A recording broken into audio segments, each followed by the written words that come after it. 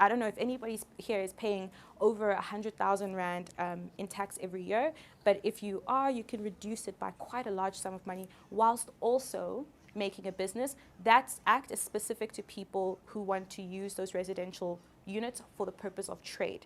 I used to deal with audits a lot, and the amount of strain it has on a person, like someone is telling you you owe them 300,000 Rand, you're like, when and where, and it's cumulative, and then there are penalties, and then it's now, you need to do this now.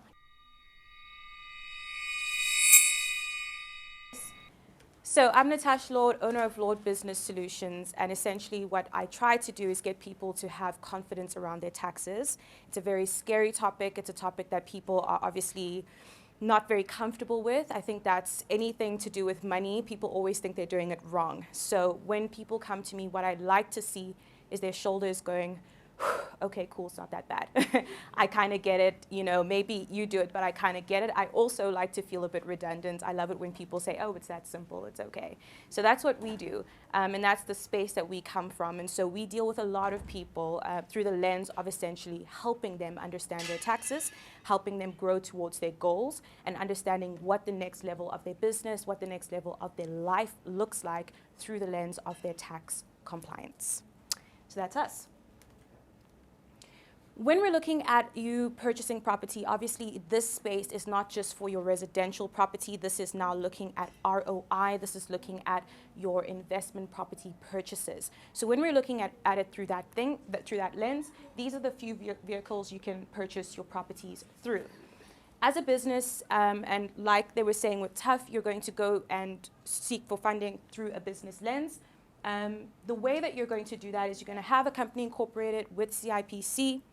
When you're purchasing the business, it's going to be in the business's name, and it's going to be subject to corporate tax rates. There are a lot of other things that obviously come with that. There is the compliance level of it, the amount of times you submit, when you submit, how you submit, the documents required to submit.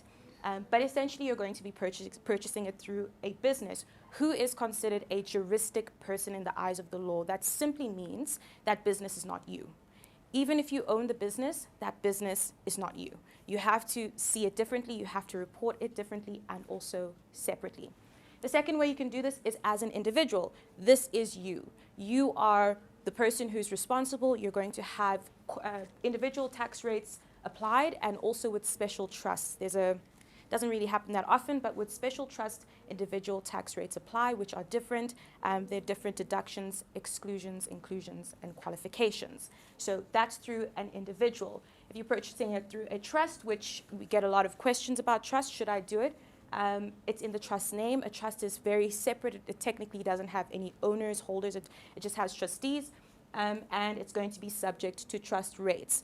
Out of all of these, you're going to find that in most cases, your individuals' rates might be a bit lower in some cases, and businesses as well, but trust is always high, and it's because of how it protects assets. Let's talk about a few tax types, right, that you're going to incur. When you're having a property, you're going to create tax events. One of the main tax events that you're going to create is the capital gains tax. Capital gains, as is stated, is a tax levy on profit that an investor makes when the investment is sold, right? This could be a property, this could be stocks, it could be whatever, but in this case, we're talking about property. So the capital gain is if you buy it high, you sell it higher, you make a profit, you make a capital gain. You can make a capital loss. You buy it high, you sell it low, that's a capital loss. This is dependent on the company structure again. So if you're going to be either an individual, you're going to have tax rates that are individual. These are the tax rates. If you're a business, it's 21.6 this year. They change every year.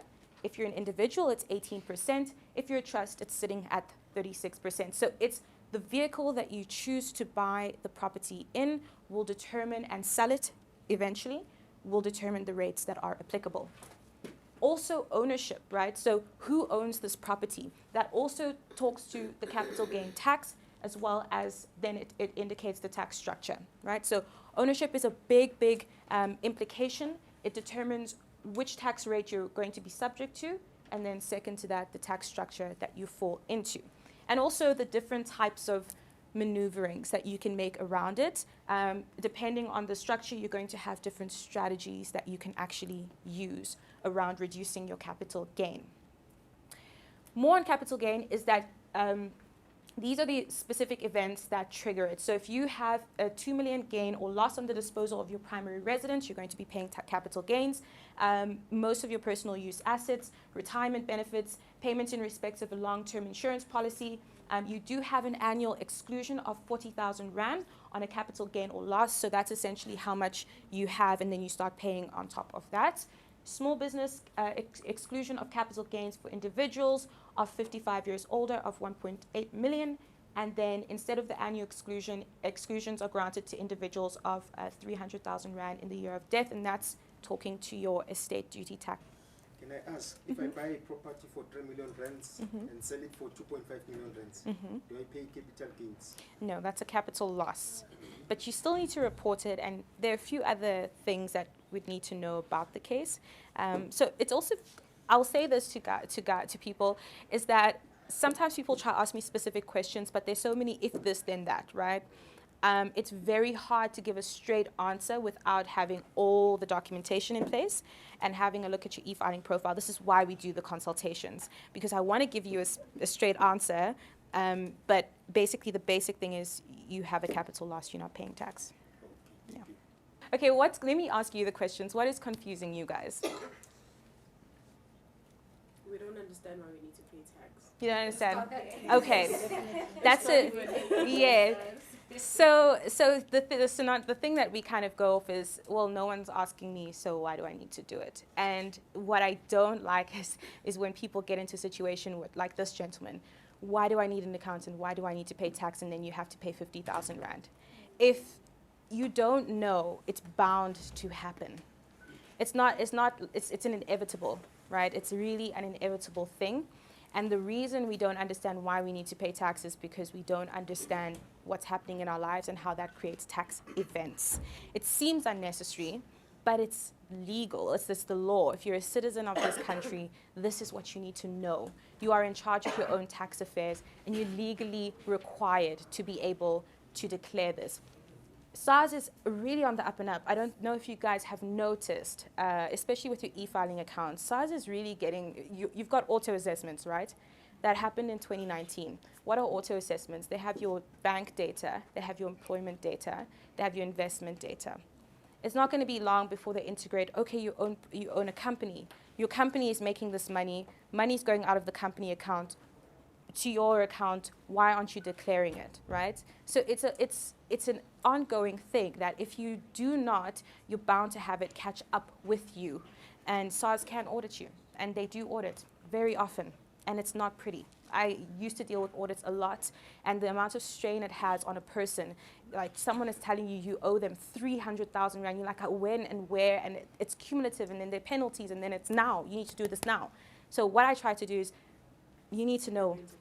You need to know. Yeah, you really do. It's whatever, if it's in a business, if it's in your individual, whatever asset you own, even if it's stocks, if you've sold it and you've made a profit, you've got a capital gain. As an individual, you're going to be paying 18%. Yeah.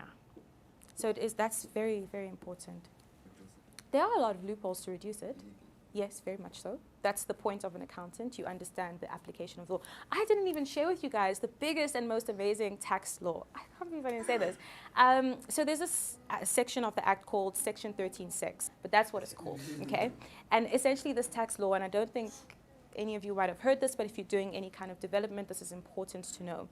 If you have, and this informs your purchasing decision, if you want to kind of, get funded with TUF, why not get a tax benefit, right?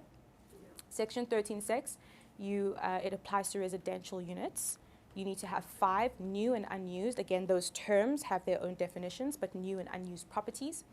And if you're building them, or you're buying a new and unused property, you can claim 100% of the building cost. Okay, the building cost, very important. It doesn't mean the fence, it doesn't mean the paving, it doesn't mean anything, it just means the building cost. You can claim 100% of that for the next 10 years if it's a low cost residential unit, which is under 300,000 if it's an apartment, and 280 if it's a building, also terms. Then and if it's a high cost housing, that's over 300,000 Rand, then you claim that over 20 years at 5%.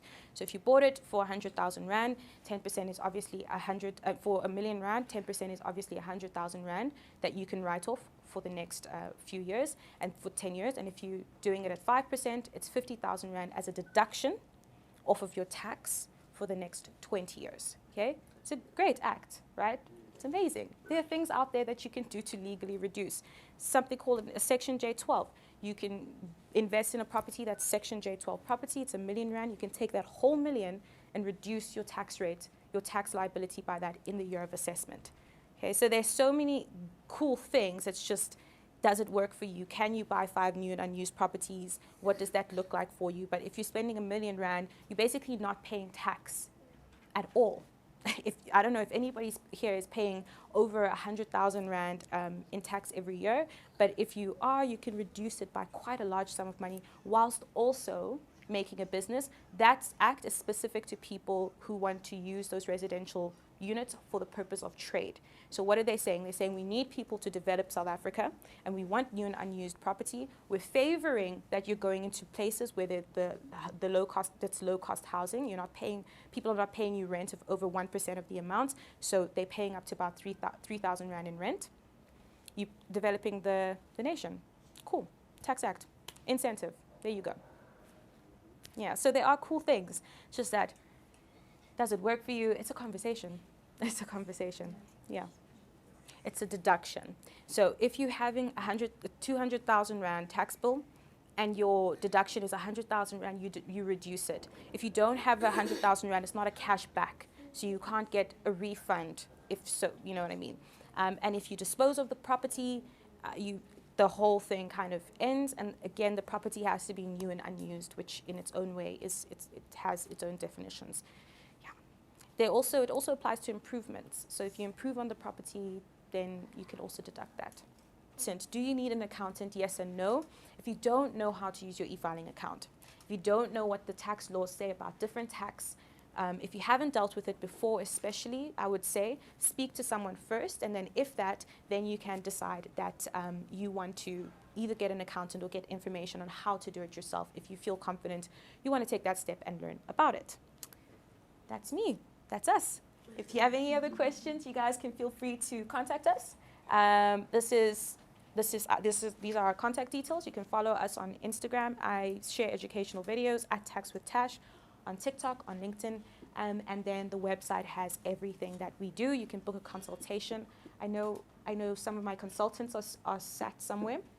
You should be able to book a 30-minute consultation with me as well if you have any tax questions, and we can help you with that. Cool. Can you please give a round of applause? Awesome. And wasn't that a mouthful, guys?